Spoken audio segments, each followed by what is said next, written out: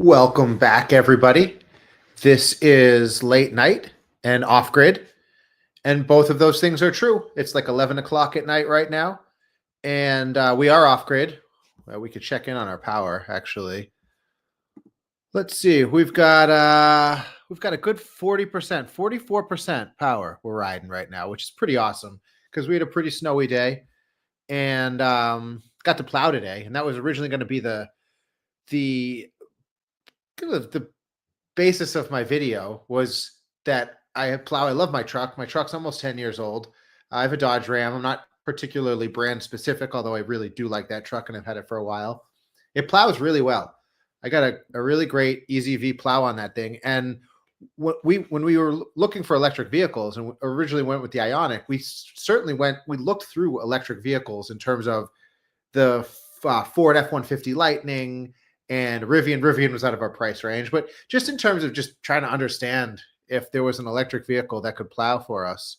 Here we go. So this is kind of me plowing today, and this was after I did a couple passes because I didn't want to run the camera too much while I was operating the plow. Thought that was probably a wise decision. But anyway, it was just unfortunate. It's just unfortunate that we haven't quite gotten to the point where there isn't even an electric vehicle that has a plow mount to it, as far as I'm concerned.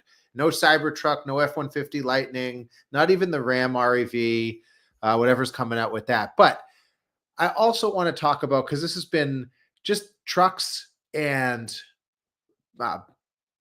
the ability to produce power, store power, what trucks use power for is fascinating to me. And I did come across this. This was also really fascinating to me too. This was an article and a video that I came across, and I've read about Telo before. They make a truck, an electric truck, and it's great. It's got good range to it, and it's pretty small. It's pretty compact. I think it probably spawned out of more of a European market, but I think that it could find a real strong foothold here in the US market. And it's not much bigger than the mini vehicle. I think it's got about a 140-inch total length to the vehicle, total vehicle length. So it was somewhere around 12 feet or something like that, 144 inches. But what was really fascinating is that they've started to introduce this electric roof panel. I don't know if it's a roof panel and an electric truck cap into this small Telo vehicle.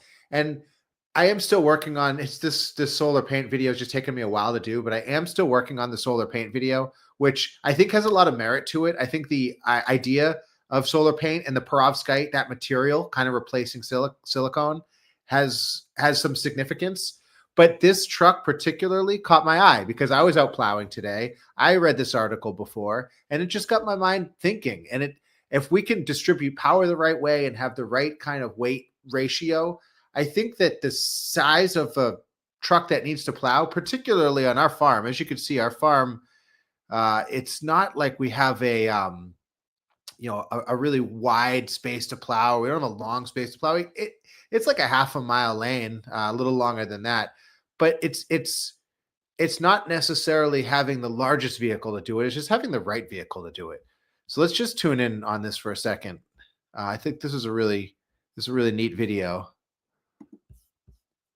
Let's see what they got to say. Battery pack. This is not like the Aptera vehicle that's looking to add 40 miles of range per day, but there are still And so this is a combination with Aptera. I think that's what's neat is I had looked at the Aptera vehicle, sort of that all solar power vehicle, kind of teardrop shaped, very aerodynamic looking vehicle. And they're doing a partnership. And that's what you hope to see more of, is these kind of cross hybridized partnerships where everybody is working to their strengths, particularly in this emerging field. A lot of functional reasons people want solar cells on their electric vehicles, especially when it comes down to fleet buyer applications. There's been a lot of commercial interest in the Telo truck from fleet operators, and those types of customers are oftentimes not driving, cross country. They're not doing, and oftentimes, are not driving cross country, but they're just driving a few miles to the job site and need to unload all of. And that makes sense. And that was kind of the premise behind when Mercedes-Benz put out their video introducing solar paint, the perovskite solar paint. Is the idea is that this is for commuters who aren't driving long distances. It's for 10 or 20 miles a day. It's just to kind of get you around town, to get you around the community. And that's what these this alternative energy source, this little boost of natural resources that we kind of have available to us. That's the kind of thing that this could be helpful for. And so the idea is that, well, there's solar paint, and that's kind of coming down the pipeline, but it seems pretty complicated and it seems pretty expensive. And I don't know if it's going to be commercially available realistically anytime soon. But then there's also solar panels. We have solar panels right now. And what Aptera and Telo have done so nicely here is integrate the solar panels into the design of the vehicle, because they are both at the stage where they had the flexibility and the dynamic capacity to do that for each company. And I think it raises the profile of each company. Whereas when I was looking at the solar paint scenario and running a little bit of experiment on that, you could take 400-watt solar panels right now and mount it on the top of, let's say, a G-Wagon or a bulkier, more symbolic type of SUV that you'd see here, around the States. And so if you mounted 400, 800, or 1,000 watts of solar panels on top of a G-Wagon, like, could you really produce the kinds of power that would make a difference, that would make an impact, that you would notice when you're driving the vehicle or when you're using the power for alternative devices, when charging things to whatever it might be, bringing that power elsewhere, in our case, it's using the power to power our house when our power walls get low. So, but I digress. I think there's a few ways to do it, but I really like how they've integrated. They've taken the idea of roof-mounted solar panels and they've integrated it into the glass on top of the roof itself. That's a really slick idea. Their power equipment, all of their tools, or some of the drywall or cement or whatever they're using at the job site. And oftentimes their work vehicles are just sitting at the job site. Most of the time not parked in a garage. Yeah, most of the time just out on the open or on the side of the road or street parking. And to have that being passively charged as they're at the job site getting work done, that's a really appealing feature to them, knowing that even if this truck is left outside, and oftentimes when it's a fleet operator, they can't always store them inside. So they're just sitting in back parking lots over the weekends or during breaks. And the present vehicles, of course, are just sitting there collecting dust or collecting rust, right? But once you start slapping some decent sized solar cells on the back of these vehicles, that's when they actually can start trickling. And you could see, if you could make a decent amount of power off of this small roof, this small footprint, I don't know what the square footage is, but I mean, it can't be more than maybe 15 square feet, 20 tops, 20 square feet. Can't be more. I would say 10 or 15 square feet. So let's say taking something like a trailer, like a construction trailer, like that's where I feel like we're going to see a lot of benefit, where we've got some significant ability to make an impact in the commercial, as he's talking about, the commercial availability and infrastructure that the solar panels can use when they're applied in the right way. Let's say if a landscape trailer, I don't understand why a landscape trailer couldn't be covered with solar panels right on the top, right on the sides. You can even optimize them to get some orientation if you wanted to be fancy about it, but you don't need to be. You could put a couple of metal J channels, or you could put a couple of metal fasteners just all over this thing, and you could just fasten and mount solar panels right to the sides, to the roof of some of these trailers. And the trailers that just sit outside, the landscape trailers, I don't understand why you couldn't power a series of DeWalt batteries, whatever you're using for your landscaping. I don't understand why you couldn't use a trailer, outfit that with solar panels, and then equip that to power the landscape equipment that you use. And then you're using landscape equipment that's battery operated. It doesn't have noise.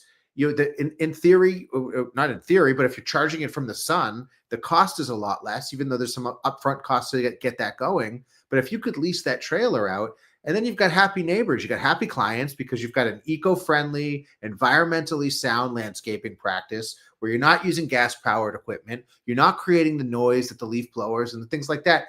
And look, I'm a huge fan of using the right equipment. I mean, that's what it is.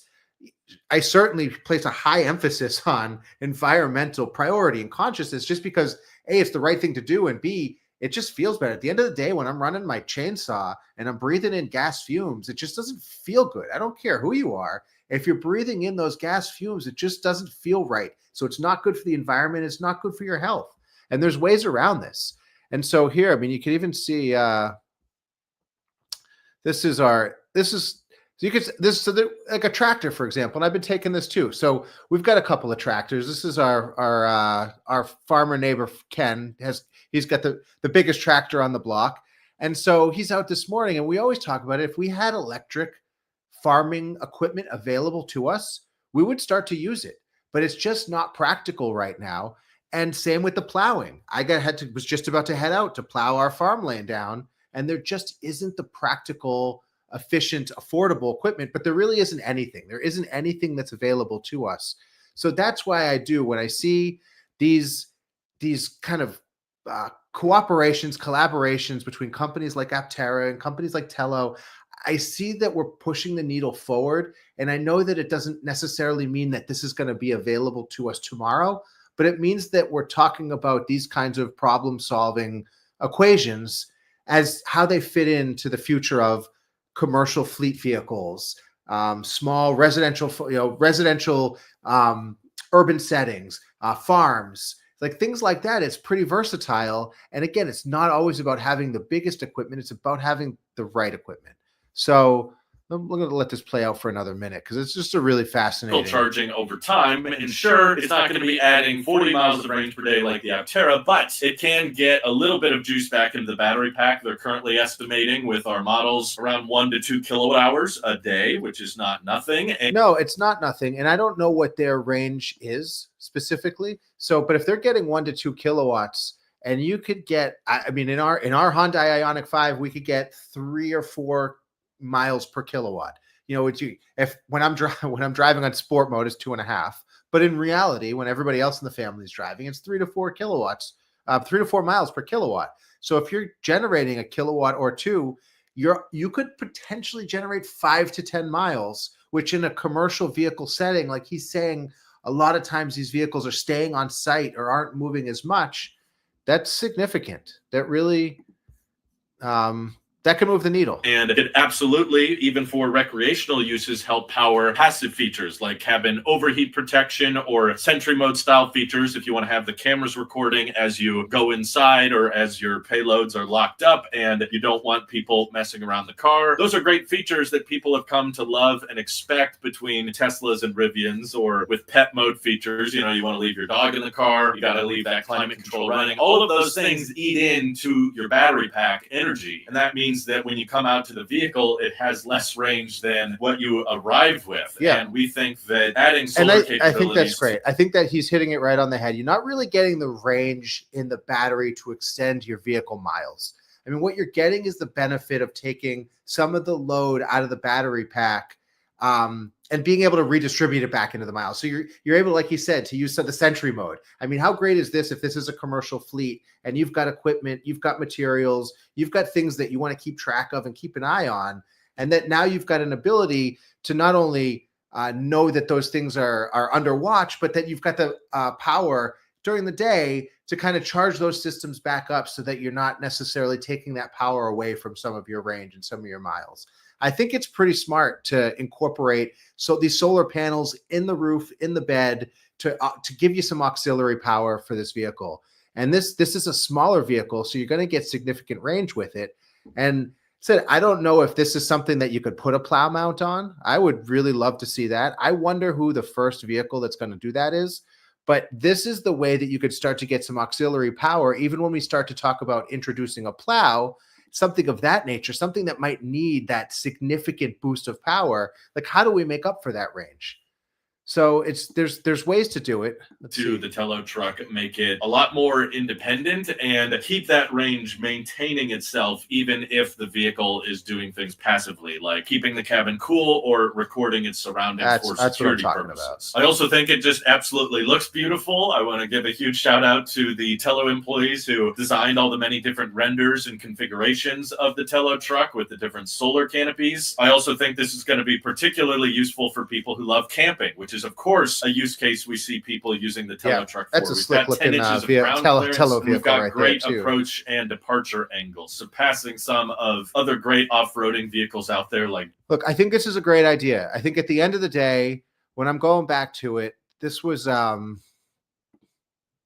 here I was kind of plowing, bringing the plow down the lane. This is the type of plowing that I need to do. I don't need to do some significant municipal plowing. I don't need to do heavy commercial plowing. I just need a vehicle to do this. And it's be nice to start to, see how the future of electric vehicles could accommodate the needs of our farm and the needs of plowing and just the general needs of how we're going to start to really use these vehicles as these vehicles grow in our communities and in our lifestyle. So that's fascinating. That's it. I just think it's neat that go back to I think it's neat that this company Telo making these trucks. Let me skip ahead a little bit here. I think it's neat that they're in this partnership with Aptera. Is there anything else that we're missing here? I was going to go to the ends and let's see what's at the end here. Kind of truck possible. So here's hoping by making a solar powered all electric mini truck, we can deliver on that original promise that so many people were excited for way back in 2019. I can't wait to share more exciting stuff going on with Telo in the coming months. So that's cool. So that's it. I think this touches on a lot of things here for us. Certainly touches on incorporating solar production into our vehicles, into moving vehicles, providing auxiliary range, auxiliary power. And I think it really gives us the vision to see what incorporating those two different, capturing solar panel, driving an electric vehicle, bringing those two together. This is the kind of vision that we need to see to consolidate it all. And hopefully it'll trickle through to the rest of us. So, somebody like me on the farm can be, driving, using this as a utility vehicle and driving this around and feeling good about what we're doing and how we're doing it. So that's it. That's my spiel for today on the Telo Aptera, partnership there, bringing solar panels into electric vehicles, into the trucks. And we have a sunny day coming up tomorrow. So I'm excited for that. We don't need to worry about how we're going to make power. I hope everybody out there has enough power for your day inside and out. And I will catch you tomorrow night on Late Night and Off Grid. See ya.